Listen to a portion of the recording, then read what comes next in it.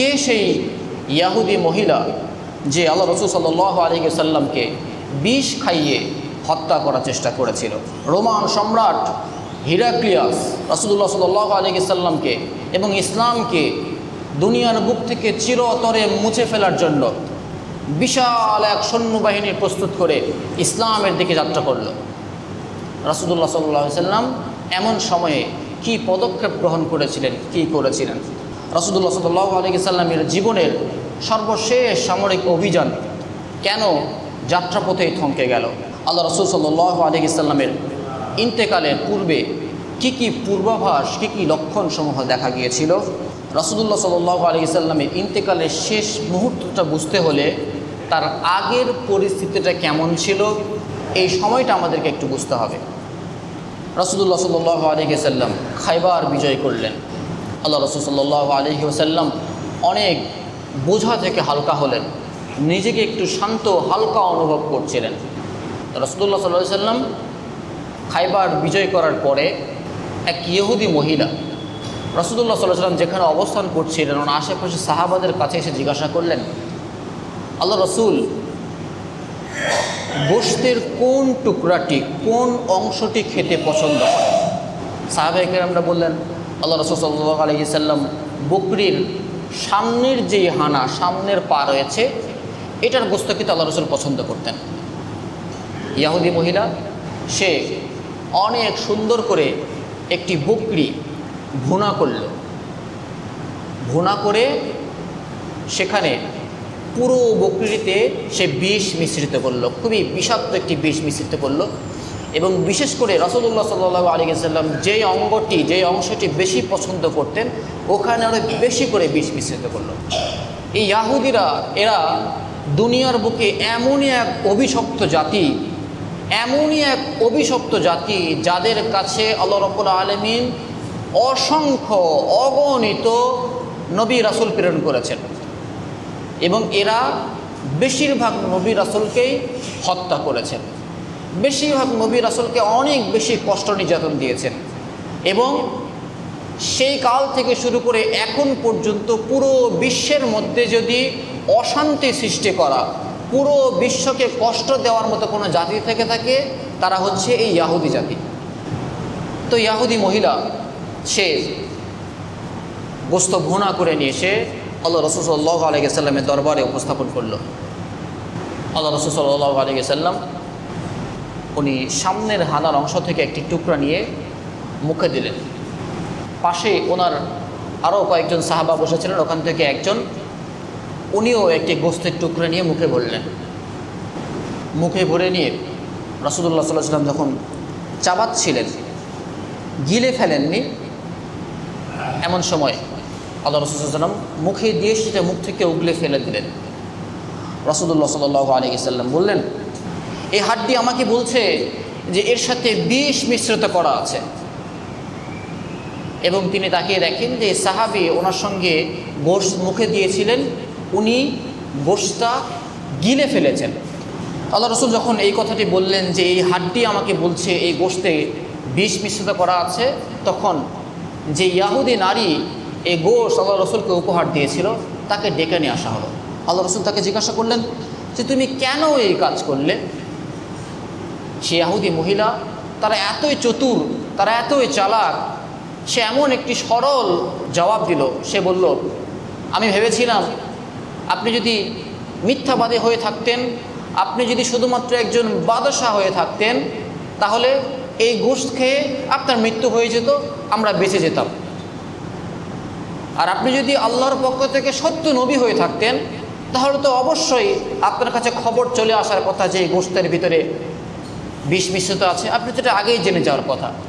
তা আমি এটা পরীক্ষা করার জন্য এই কাজটি করেছি। আল্লাহ রাসূল সাল্লাল্লাহু আলাইহি ওয়াসাল্লাম ওই মহিলাকে মাফ করে দিলেন, ওখান থেকে বের করে দিলেন। এবং সামনেই যে সাহাবী বসেছিলেন উনি গোশতের টুকরা যেটা খেয়ে ফেলেছিলেন, উনি ওই জায়গাতেই ইন্তেকাল করলেন। আল্লাহ রাসূল সাল্লাল্লাহু আলাইহি ওয়াসাল্লামের জীবনের এইখান থেকে শুরু করে মৃত্যু পর্যন্ত মাঝে মাঝেই এই বিষক্রিয়াটি রাসূলুল্লাহ সাল্লাল্লাহু আলাইহি ওয়াসাল্লামকে অনেক বেশি কষ্ট যন্ত্রণা দিত। এরপরে আল্লাহ রাসূল সাল্লাল্লাহু আলাইহি ওয়াসাল্লাম মক্কা বিজয় করলেন। রাসূলুল্লাহ সাল্লাল্লাহু আলাইহি সাল্লামের জন্মভূমি, ইসলামের জন্মভূমি, পুরো বিশ্বের মুসলিমদের প্রাণ কেন্দ্র রাসূলুল্লাহ সাল্লাল্লাহু আলাইহি সাল্লাম যেখান থেকে বেড়ে উঠেছেন, যেখানে তিনি ইসলামের প্রথম বাণী মানুষকে শুনিয়েছেন, তার আপনজনেরা তারাই রাসূলুল্লাহ সাল্লাল্লাহু আলাইহি সাল্লামকে বিভিন্নভাবে নির্যাতন করেছে, কষ্ট দিয়েছে, যেটি আমরা গত কয়েকটি জুমায় আলোচনা করছিলাম। এবং এক পর্যায়ে কষ্ট দিতে দিতে তারা আল্লাহ রাসূলকে নিজ জন্মভূমি থেকে বিতাড়িত করে দিয়েছে। রাসূলুল্লাহ সাল্লাল্লাহু আলাইহি ওয়াসাল্লাম সেখান থেকে হিজরত করে মদিনায় চলে গেছেন। আজ এত বছর পর আল্লাহ রাসূল সাল্লাল্লাহু আলাইহি ওয়াসাল্লাম মক্কা বিজয় করলেন। মক্কা বিজয় করার পরে এই সংবাদ যখন চারিদিকে ছড়িয়ে পড়ছিল, পুরো আরব বিশ্ব তখন ইসলামের ছায়াতলে চলে এসেছিল। তো এই খবরটা যখন আস্তে আস্তে পুরো বিশ্বে ছড়াচ্ছিল, তখন তৎকালীন বিশ্বে ইসলামকে চোখ রাঙানোর মতো একটি বিশাল শত্রু বাহিনী, জালিম বাহিনী, ইতিহাসের বিখ্যাত একটি বাহিনী ছিল। তাদের নাম ছিল রোমান সাম্রাজ্য, রোমান এম্পায়ার। তো তারা দেখলো যে ইসলাম বিজয়ী হয়ে এটা বিস্তৃত হতে হতে যখন তাদের সীমানা পর্যন্ত চলে আসছে, তাদের কাছে একটা হুমকি স্বরূপ হয়ে আসছে, তখন তারা কি করলো?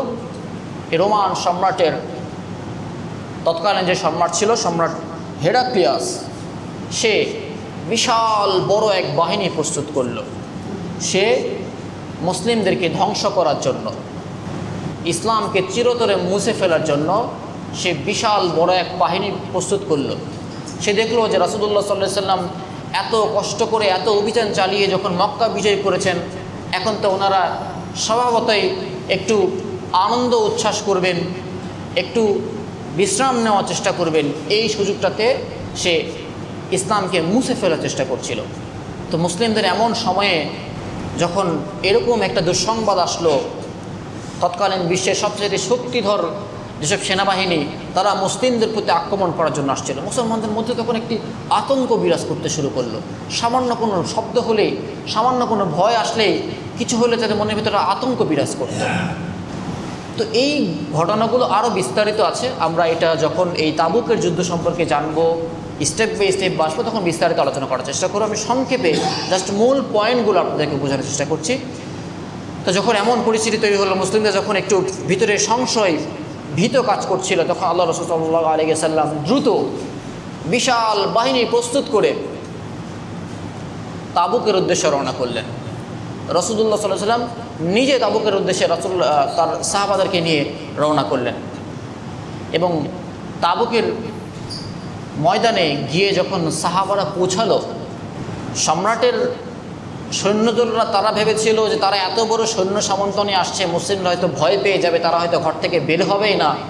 আর তারা যখন দেখেছে যে মুসলিমরা সৈন্যবাহিনী সব কিছু রেডি করে তাদের আগে ময়দানে এসে উপস্থিত হয়েছে, তাবুকের ময়দান থেকে তারা ভয়ে ওখান থেকে পালিয়ে চলে গেছে।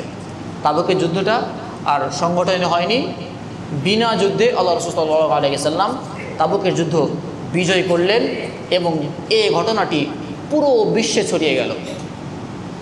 মুসলিমদের সক্ষমতা, ইসলামের পাওয়ার, এটি পুরো বিশ্বে তখন ছড়িয়ে পড়ল। এরই মাঝে রাসূলুল্লাহ সাল্লাল্লাহু আলাইহি ওয়াসাল্লামের বিদায় ঘন ঘটা বেজে যাচ্ছিল। আল্লাহ রাসূল সাল্লাল্লাহু আলাইহি ওয়াসাল্লাম ওনার জীবনের শেষ হজ, বিদায় হজ, এটি তিনি আদায় করলেন।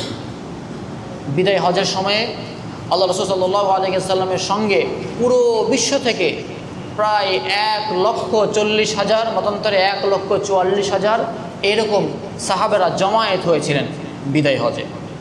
তো যখন বিদায় হজের মাধ্যমে এত বড় একটি জমায়েত হলো, পুরো বিশ্ব থেকে এত অসংখ্য মানুষ মক্কায় এসে জমায়েত হলো, আর পুরো বিশ্ব যখন দেখছিল, আর বিশেষ করে রোমান সাম্রাজ্য তারা যখন এটা দেখছিল যে ইসলাম এত বড়ভাবে এত বিস্তৃত হয়ে যাচ্ছে এবং আস্তে আস্তে তাদের সীমানা অতিক্রম করে চলে যাচ্ছে, তাদের কাছে একটা হুমকি স্বরূপ হয়ে দাঁড়ালো। তো তারা তখন কি করলো?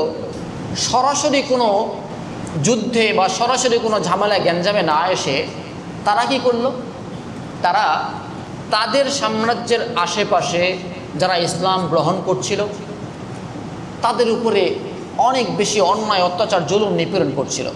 যারা ইসলাম গ্রহণ করছিল তাদের সম্পদ বাজেয়াপ্ত করে ফেলছিল, তাদেরকে হত্যা করে ফেলছিল। তাদের ওই সাম্রাজ্যের আশেপাশে মুসলিমদের যে বর্ডার ছিল, মুসলিম এলাকাগুলো ছিল, সেই এলাকাগুলোর উপরে ওরা অনেক বেশি নির্যাতন জুলুম নিষ্পেষিত করছিল।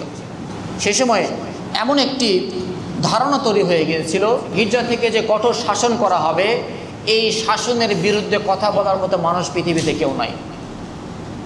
সেই সময় মানুষের ভিতরে এমন একটা ধারণা জন্ম নিচ্ছিল, ইসলাম গ্রহণ করার অপর নামে মৃত্যু, ইসলাম গ্রহণ করার অপর নামই হচ্ছে সম্রাটের বিরুদ্ধে যাওয়া। তো তারা যখন মুসলিমদেরকে এভাবে ভয় দেখানোর চেষ্টা করছিল, শাসিত করার চেষ্টা করছিল, তখন আল্লাহ রাসূল সাল্লাল্লাহু আলাইহি ওয়াসাল্লাম ওনার জীবনের শেষ সামরিক অভিযান এটি তিনি প্রস্তুত করলেন। আল্লাহ রাসূল সাল্লাল্লাহু আলাইহি ওয়াসাল্লাম যায়েদ ইবনে হারিসার পুত্র ওসামা ওনাকে দিয়ে একটি বাহিনী প্রস্তুত করে রোমানদেরকে ভয় দেখানোর জন্য নির্দেশ করে দিলেন। তিনি বললেন যে তুমি একটি ঘোড় সওয়ার নিয়ে চলে যাও, তুমি নিয়ে গিয়ে ফিলিস্তিনের আশেপাশে তাদেরকে পুরো এলাকা পদদলিত করে দিয়ে আসো, পায়ে পিষ্ট করে দিয়ে আসো, যাতে তারা ভয় পেয়ে যায়, তারা যেন মন থেকে এই ধারণা মুছে ফেলে যে তাদের গির্জার বিরুদ্ধে কথা বলার মতো কেউ নাই, মুসলিমদেরকে হত্যা করবে এর বিরুদ্ধে কথা বলার মতো কেউ নাই। এভাবে করে আল্লাহ রাসূল সাল্লাল্লাহু আলাইহি ওয়াসাল্লাম তার জীবনের শেষ মুহূর্তেও যায়েদ ইবনে হারিসার পুত্র উনি সে অভিযান নিয়ে যখন প্রতিমধ্যে যাত্রা করছিলেন, কিছু দূর যাত্রা করার পরে তিনি আভাস পেলেন আল্লাহ রাসূল সাল্লাল্লাহু আলাইহি ওয়াসাল্লাম উনি অসুস্থ, ওনার বিদায়ের শেষ মুহূর্তটি ঘনিয়ে আসছে। একথা শোনার পরে তখন সেই বাহিনী প্রতিমধ্যে ওখানে ওনারা থমকে গেলেন, ওনারা যাত্রা বিরতি করলেন। ওনারা আগে শিওর হতে যাচ্ছিলেন যে আল্লাহ রসুলের পক্ষ থেকে কী নির্দেশ আসে, এটা আগে আমরা শুনবো, জানবো, তারপরে আমরা এখান থেকে অভিযান প্রেরণ করব। তেমন সময় যখন মদিনা থেকে প্রায় 3 মাইল দূরে জুরফ নামক স্থানে ওনারা শিবির স্থাপন করলেন, আর রাসূলুল্লাহ সাল্লাল্লাহু আলাইহি ওয়াসাল্লামের ওনার বিদায়ের যে লক্ষণগুলো, ওফাতের যে লক্ষণগুলো, এটি একটি একটি করে প্রকাশ পেতে শুরু করেছিল।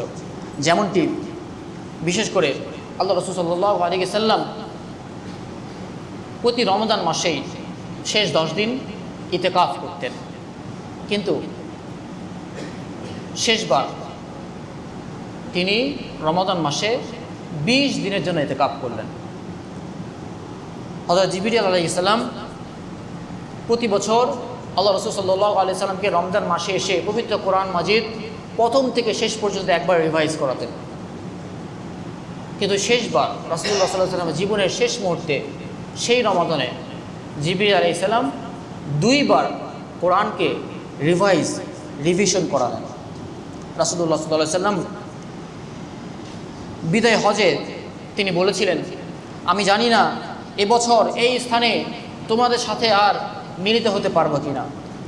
জামারায়ে আকবার নিকটে রাসূলুল্লাহ সাল্লাল্লাহু আলাইহি সাল্লাম বলেছিলেন, আমার নিকট থেকে তোমরা হজের আহকাম, নিয়ম কানুনগুলো ভালো করে শিখে নাও, কারণ সম্ভবত এ বছরের পর আর আমার দ্বারা হজ করা সম্ভব হবে না। এই একই সময়ে বিদায় হজের ভাষণের পর আল্লাহ রাসূল সাল্লাল্লাহু আলাইহি ওয়াসাল্লামের উপরে কোরআন মাজিদের শেষ আয়াত অবতীর্ণ হলো, সূরা নাসর, ইযা জাআ নাসরুল্লাহি ওয়াল ফাতহ, এটি অবতীর্ণ হলো। এই লক্ষণগুলো যখন পাওয়া যাচ্ছিল তখন স্বভাবতই মুসলিমরা, সাহাবারা বুঝতে পারছিলেন আল্লাহ রাসূল সাল্লাল্লাহু আলাইহি ওয়াসাল্লামের বিদায়ের শেষ মুহূর্তটি খুবই কাছে চলে এসেছে। রাসূলুল্লাহ সাল্লাল্লাহু আলাইহি ওয়াসাল্লাম 81 হিজরি সফর মাসের প্রথম দিকে উহুদের প্রান্তে গমন করলেন এবং সেখানে জীবিত মৃত সকলের কাছে এমনভাবে দোয়া চাইলেন যেন মনে হচ্ছিল উনি জীবিত মৃত সকলের কাছ থেকে বিদায় প্রার্থনা করছেন।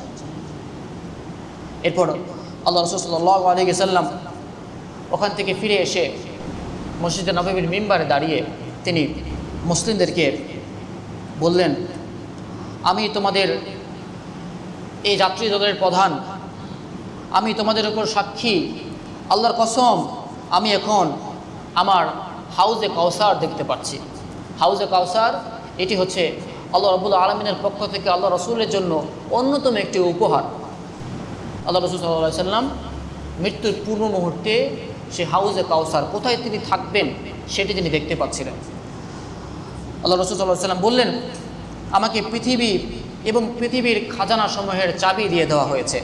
আল্লাহর কসম আমার এই ভয় হয় না যে আমার পর তোমরা শিরক করবে, শিরকে লিপ্ত হবে, কিন্তু আমার ভয় হয়, আমার আশঙ্কা হয় এই পৃথিবী সম্পর্কে, পৃথিবীর খাজানা, গনিমত, মাল, সামান এগুলো সম্পর্কে তোমাদের ভিতরে হানাহানি, মারামারি, বিভেদ সৃষ্টি হবে।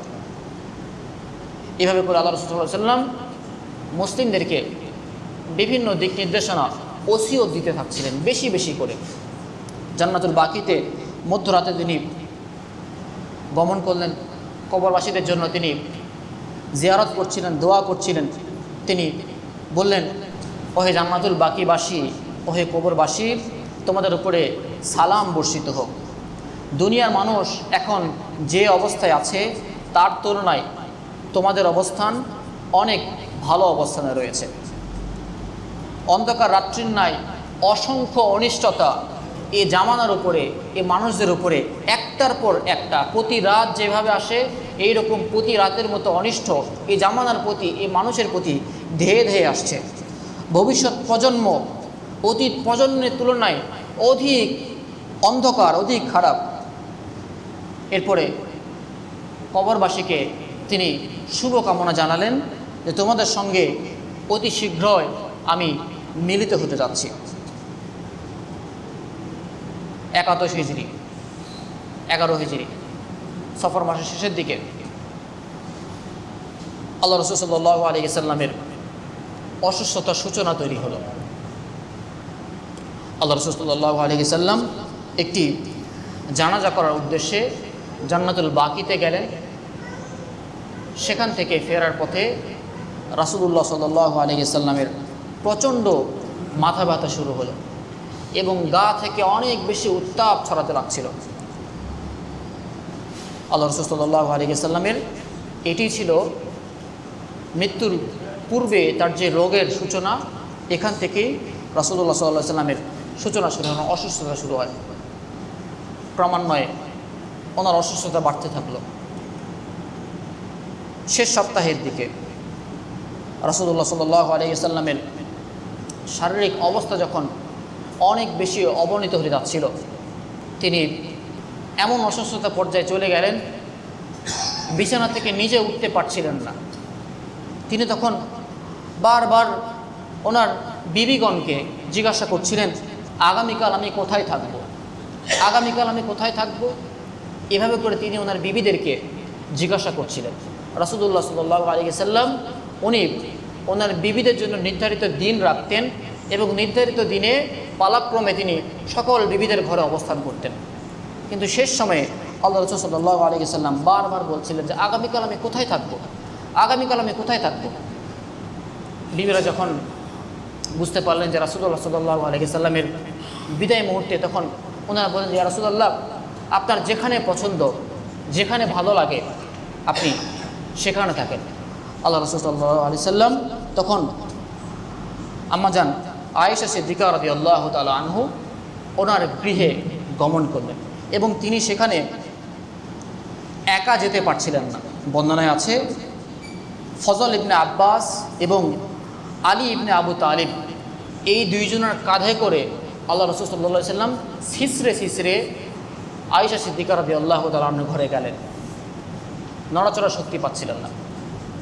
এভাবে করে আল্লাহ রাসূল সাল্লাল্লাহু আলাইহি ওয়াসাল্লাম ওনার জীবনের শেষ সপ্তাহটি, শেষ মুহূর্তটি আয়েশা সিদ্দিকা রাদিয়াল্লাহু তাআলা আনহা ওনার ঘরে অবস্থান করলেন এবং সেখান থেকেই ওনার ইন্তেকাল হয়েছিল।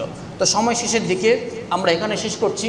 ইনশাআল্লাহ আল্লাহ রাব্বুল আলামিন যদি তৌফিক দান করেন তাহলে রাসূলুল্লাহ সাল্লাল্লাহু আলাইহি সাল্লামের মৃত্যুর শেষ মুহূর্তটি কেমন ছিল, কিভাবে ওনার ইন্তেকাল হয়েছিল, এই পুরো বর্ণনাগুলো আমরা আগামীতে জানার চেষ্টা করব ইনশাআল্লাহ তাআলা।